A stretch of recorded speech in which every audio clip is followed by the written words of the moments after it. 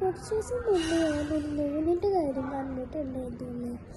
പക്ഷേ ആ നൂലിൻ്റെ കടന്ന് ഞാൻ പുതിയ വേറെ ബ്ലാക്കാണ് വാങ്ങിച്ചത്.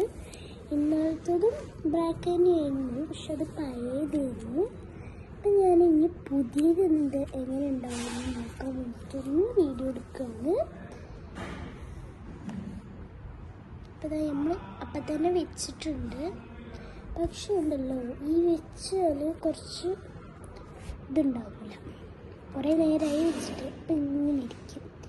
അപ്പോൾ ഇതാ ഇവിടെ ഞാൻ വെക്കാൻ വേണ്ടിയിട്ട് പോവുകയാണ്. ഇവിടെ വെച്ചാൽ ഇതാവും, പക്ഷെ ഇവിടെ വെച്ചാൽ നല്ല അമർത്തി നിൽക്കും.